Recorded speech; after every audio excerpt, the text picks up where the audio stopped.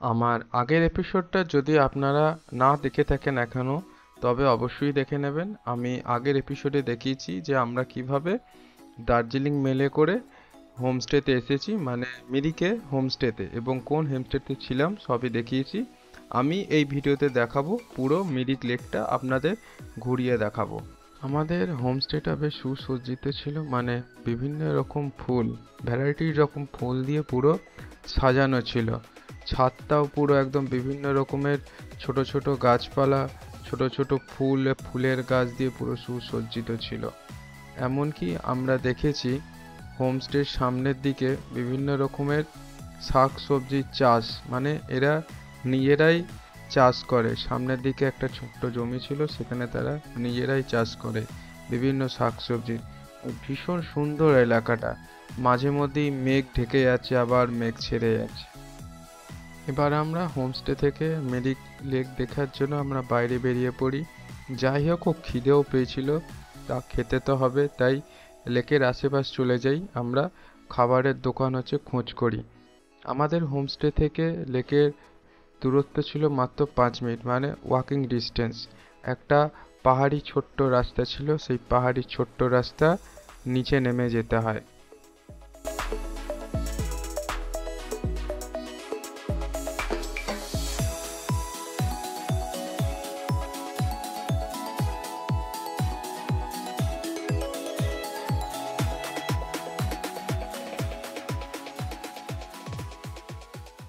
এই যে গৌতম রেস্টুরেন্ট আছে, এই গৌতম রেস্টুরেন্টে হচ্ছে আমরা তিনজনে খেলাম। তো এখানে আমরা খেয়েছি ফিশ থালি। তো ফিশ থালি আমাদের তিনজনে পড়েছিল পার পার্সন 210 টাকা করে পড়েছিল।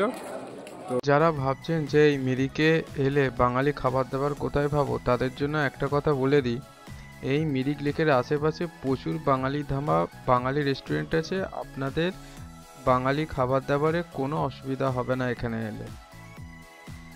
দুপুরে খাওয়া দাওয়া পর্ব সব মিটে যাওয়ার পর এইবার এই মিরিক লেকটা পুরো চারপাশ একদম ভালোভাবে ঘুরে দেখেছি।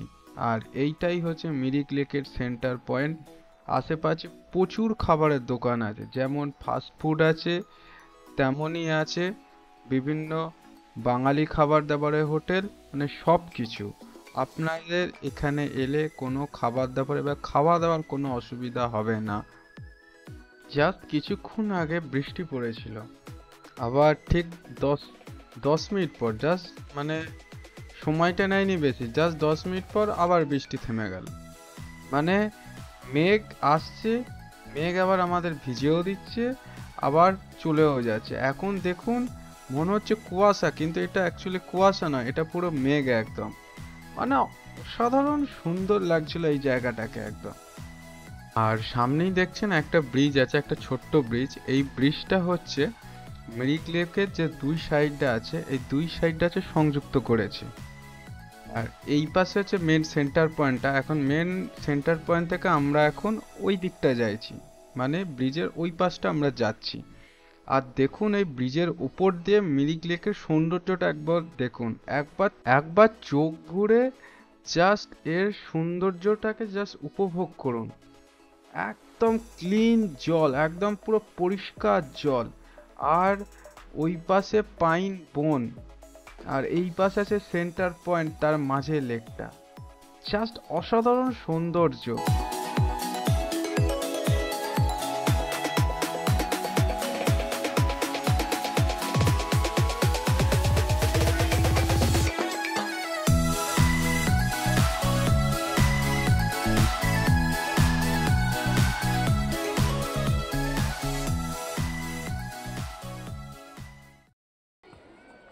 এখন মিরিক লেকের পাশ দিয়ে হাঁটছি, বেশ ভালোই লাগছে।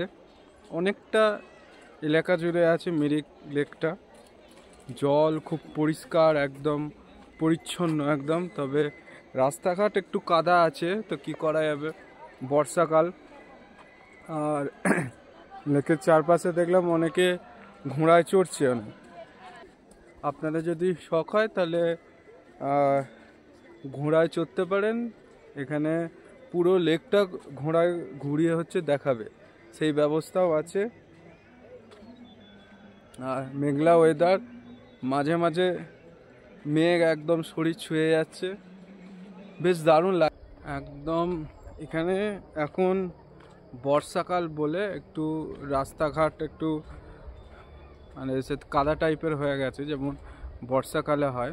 তবে আপনারা গরমকাল বা শীতকাল, যেটা এখানে সিজন বলে, সেই সিজনে এলে পুরো রাস্তাঘাট এত ঝকঝকে পরিষ্কার থাকবে। তবে গরমকাল শীতকাল না বলে নয়, এই মিরিক, দার্জিলিং জেলায় মিরিক যেমন গরমকালে তার সৌন্দর্য আছে, শীতকালেও সৌন্দর্য আছে, তেমনি বর্ষাকালেও আছে।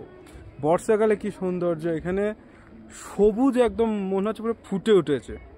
আসলে এখানে মাঝে মাঝে ঝিরঝিরে বৃষ্টি পড়ছে, আবার মেঘ পরিষ্কার হয়ে যাচ্ছে, তারপর আবার মেঘ চলে আসে, আবার কখন বৃষ্টি পড়ছে। এর ফলে কি হয়েছে এখানে, মানে যত ধুলো আছে গাছে সব হচ্ছে তো পরিষ্কার হয়ে আছে। একদম পুরো চারদিক পুরো সবুজে সবুজ লাগছে। আর এই লাঞ্চের পরে লেকের পাশ দিয়ে হাঁটছি, খুবই ভাল লাগছে, একদম বেশ মনোরম ফিল করছি একদম। আর এখন ব্রিজের এই পাশে আছি, এবার ব্রিজের ওই পাশে যাব যেখানে পাইন ফরেস্ট আছে। সেই পাইন ফরেস্টের জঙ্গলটাও আপনাদের দেখাবো। দেখছেন এখন চলে এসেছি ব্রিজের পুরো মুখে, এবার ব্রিজের ওই সাইডটায় যাব, চলুন। সাইডে বেশ দেখতে পাচ্ছেন একদম পুরো পাইন ফরেস্ট একদম, আর ধার দিয়ে পুরো একদম লেক।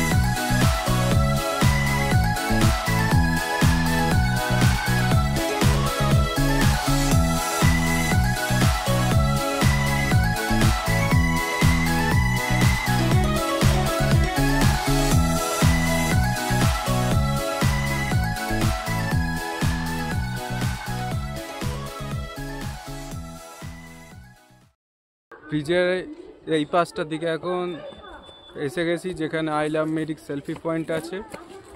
এদিকে প্রায় এসে গেছি। দেখুন আবার মেঘ চলে এসে, বর্ষাকাল তো তাই একবারে মেঘ আসছে আর যাচ্ছে। এটাই হচ্ছে বর্ষাকালের সৌন্দর্য মিরিকের। আমি আগেই বলেছিলাম গরমকাল, বর্ষাকাল, শীতকাল প্রতিটা সৌন্দর্যে মিরিক ধরা দেয়। এটাই হচ্ছে বর্ষাকালের সৌন্দর্য এটা। আর এই সামনে যেটা দেখছে এটা দুর্গা মন্দির, সোজা পাহাড়ের উপরে আছে। এইটা হচ্ছে একটা দুর্গা মন্দির, কিন্তু দুর্গা মন্দির যাওয়ার রাস্তাটা অনেকটা সিঁড়ি দিয়ে তবে ওপরে উঠতে হয়। সিঁড়িগুলো ভালো, মানে সিঁড়ি স্টেপগুলো ভালো, আপনি অনায়াসে ওপরে যেতে পারেন। তবে যারা বয়স্ক মানুষ তারা একটু রেস্ট নিয়ে নিয়ে ওপরে উঠবেন, কারণ মাঝে মাঝে খাড়াই আছে, আবার মাঝে মাঝে এই ভালো সিঁড়িও আছে। তাই বয়স্ক মানুষদের বলবো যে একটু রেস্ট নিয়ে নিয়ে ওপরে উঠতে, একেবারে উঠতে যাবেন না, তাহলে হাঁপ ধরে যেতে পারে।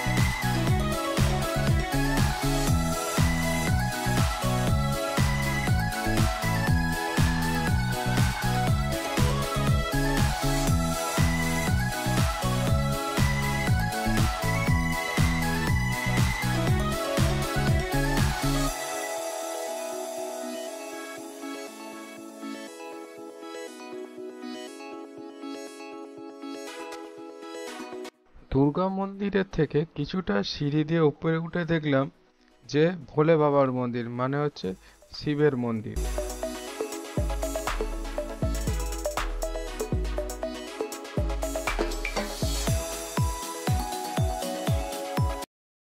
মন্দিরের উপরের চত্বরে দেখলাম যে বসার সিট আছে, যদি হাঁপ ধরে যায় তাহলে আমরা কিছুক্ষণ রেস্ট নিতে পারি। অবশেষে আমরা পাইন বনের মধ্য দিয়ে হাঁটতে হাঁটতে লেকের ধার দিয়ে হাঁটতে হাঁটতে আমরা অবশেষে পৌঁছে গেছি আই লাভ মেরিকের সেলফি পয়েন্টে।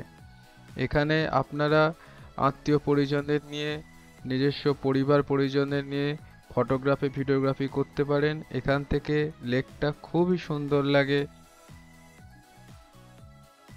এবার আস্তে আস্তে দুপুর গড়িয়ে বিকাল হতে লাগলো। দেখুন বিকাল হতে হতেই মানে শুরু হতে হতেই এখানে জামা কাপড়ের দোকান খুলে গেছে। আপনাদের যদি কেনাকাটার শখ থাকে বা কিছু যদি কিনতে চান, এই সব দোকান থেকে আপনারা কিনে নিতে পারেন। এখন আমি ঢুকেছি মেরিক পার্কে। তো মেরিক পার্কের টিকিট নিল আমাদের 20 টাকা করে পার পার্সন। তো মিরিক পার্কটা একদম মিরিক লেকের ধারেই, একদম দেখুন একদম এখানে অনেক বসার সিট আছে, অনেকে বসে আছে সিটে, অনেকে গল্প করছে। আর তো প্রথমে দেখিয়েছিলাম ওই সামনে যে ব্রিজটা দেখা যাচ্ছে, ওই ব্রিজটা দিয়ে লেকের ও প্রান্তে যাওয়া যায়। আর দেখুন পুরো এলাকাটা এখন মেঘে ভরে গেছে একদম। আগেই বলেছিলাম মেঘ একদম গা বেয়ে একদম হয়ে যাচ্ছে, একবার পরিষ্কার আকাশ, আবার একবার মেঘে ঢেকে যাচ্ছে। এটাই হচ্ছে এখানে বর্ষাকালের সৌন্দর্য।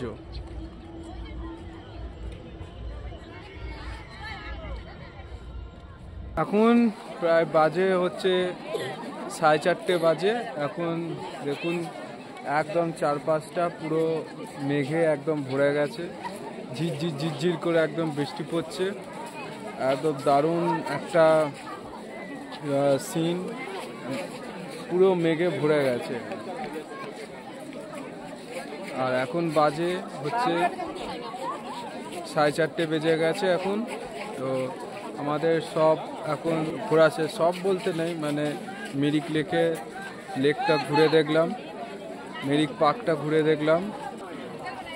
নৌকায় বর্ষার জন্য আর বোটে চড়া হয়নি, কারণ 3টের সময় বন্ধ হয়ে গেছিলো। তো বোটটা আমরা মিস করে গেছি। তো পরের বার যখন আসবো তো বোটে চড়বো।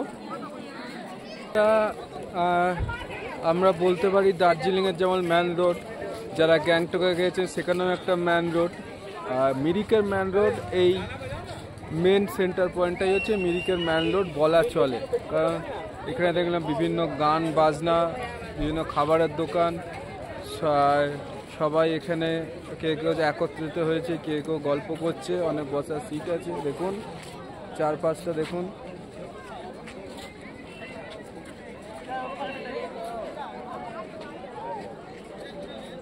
একদম দারুণ, একেবারে একদম কি নেই, একদম বাচ্চাদের জন্য এর জন্য একদম। তারপর এখানে অনেক নেপালি পোশাক পরে সব ভিডিও তুলছে, ছবি তুলছে। মানে নেপালি কাপড় জামা ভাড়া পাওয়া যায়, আপনারা সেরকম পরে হচ্ছে ফটো তুলতে পারেন, ভিডিও তুলতে পারেন।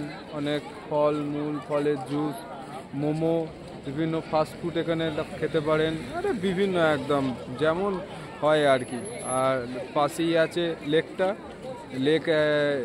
বোটে চড়তে পারেনি তো, কারণ বর্ষার জন্য এখানে লেকের বোটটা তাড়াতাড়ি বন্ধ হয়ে গেছিলো। তো বোট আমরা মিস করব, পরে যখন আসবো নিশ্চয়ই আপনাদের বোটে চড়া দেখাবো। এইটা একটা দুঃখ লেগে গেলো, কারণ কালকে তো বোটে চড়বো না, কালকে আমরা যে চেক আউট করে ফেলবো। আর কালকে মিরিকের যে আশেপাশ সাইট সিন সেইটা করব। তার জন্য আমরা আগে থেকে একটা ট্যাক্সি বুক করে রেখেছি। মানে এখানে কৃষ্ণনগর যে ট্যাক্সি স্ট্যান্ড আছে, যেটা মেরিক স্ট্যান্ড বলে, সেখান থেকে একটা গাড়ি বুক করে রেখেছি। আমাদের প্ল্যান আছে পুরো চেক আউট করে হোটেলে একদম গাড়িতে উঠবো, পুরো সাইট সিইং দেখে একদম একদম গাড়ি আমাদের এনজিবিতে ছেড়ে দেবে। আমাদের রাত 8:40 পদাতিক আছে, সেই পদাতিক ধরে কালকে বাড়ি ফিরে যাবো আবার। সন্ধে হওয়ার আগেভাগেই আমরা হোমস্টেতে ফিরে আসি, কারণ সারাদিনের অনেক ক্লান্তি গেছে, অনেক ধকল গেছে, তাই আমরা হোমস্টেতে ফিরে আসি। আমরা হোমস্টেতে এসে তাড়াতাড়ি ডিনার করে নিই, যেহেতু কালকে একটা প্রোগ্রাম আছে পুরো সাইট সিইংয়ের জন্য এবং সকাল সকাল উঠতেও হবে, তাই আমরা তাড়াতাড়ি ডিনার করে নিই। আর এই যে ডিনারের প্যাকেজটা আমরা এক্সট্রা পে করি। আমরা অর্ডার দিয়েছিলাম যে চিকেন থালি। কেন এক্সট্রা পে করি? কারণ আমরা booking.com থেকে বুক করেছিলাম এবং সেখানে কমপ্লিমেন্টারি ব্রেকফাস্ট ছিল, সেখানে ডিনার বা লাঞ্চ কোনো কিছুই ছিল না, তাই আমরা এক্সট্রা পে করি। আর দেখুন আমাদের হোমস্টের ওনার কি সুন্দরভাবে সাজিয়ে দিয়েছে, পরিবেশন করে দিয়েছে। আমাদের সবই ছিল, ভাত, ডাল, একটা শাকসবজির তরকারি ছিল, চিকেন তো ছিলই, তারপর স্যালাড ছিল, চাটনি ছিল, সবই ছিল। এত দুর্দান্তভাবে খুব সুন্দরভাবে আমাদের পরিবেশন করেছিলেন এবং খাবার দাবারের টেস্টটাই একদম আলাদা ছিল। মনে হচ্ছিল যেন আমরা বাড়িতে খাচ্ছি। খুব সুন্দরভাবে আমরা খেয়েছি। আমার এই ভিডিওটা কেমন লাগলো অবশ্যই জানাবেন কমেন্ট করে। আর আপনাদের এই ভিডিওটা যদি ভালো লেগে থাকে তাহলে অবশ্যই একটা লাইক করে দেবেন আর আমার চ্যানেলটাকে সাবস্ক্রাইব করে দেবেন।